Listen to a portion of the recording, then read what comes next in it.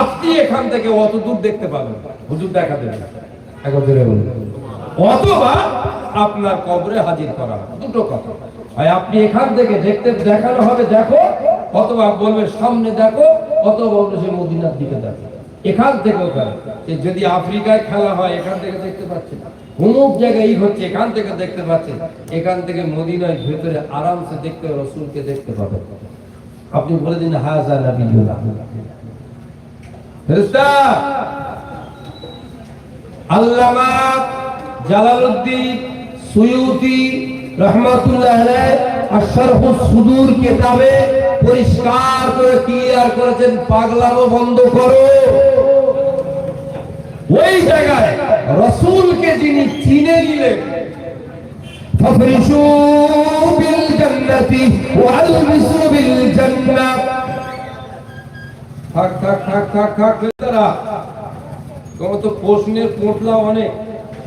আল্লামা Jalaluddin Suyuti কিতাবে লিখেছে, কবরে কাউকে একটা প্রশ্নের রেহাই দিয়ে দেওয়া হবে, কবরে কাউকে তিনটে প্রশ্নের রেহাই দেওয়া হবে, কবরে কাউকে 5টা প্রশ্নের রেহাই দেওয়া হবে, কবরে কাউকে 10টা প্রশ্নের রেহাই দেওয়া হবে। কারোর প্রশ্ন সিরিয়াল চলতেই থাকবে।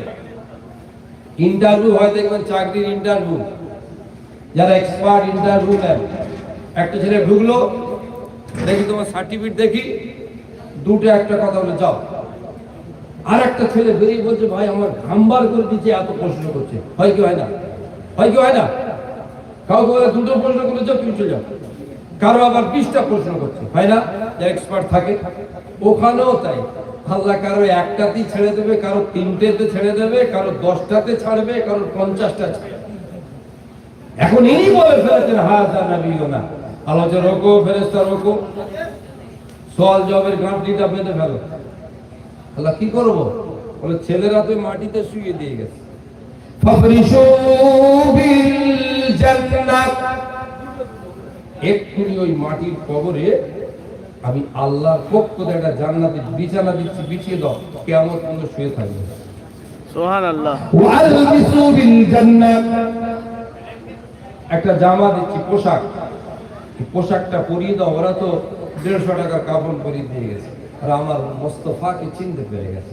এটা জোরে বলবেন না, জোরে বলবেন না, চিনতে পেরে গেছে। এখনই ওদেরকে আমার পক্ষ থেকে একটা জান্নাতের পোশাক পরিয়ে দাও। সুবহানাল্লাহ, সুবহানাল্লাহ। সব তো রাসূল কেন্দ্রিক। তাই আমি একটি আয়াত ভাই আপনাদের কাছে রেখেছিলাম, যে রাসূলকে জানের থেকে আপন করে দিয়েছেন আল্লাহ, করে দিয়েছেন আল্লাহ। তো আপনি রদ করতে পারবেন না।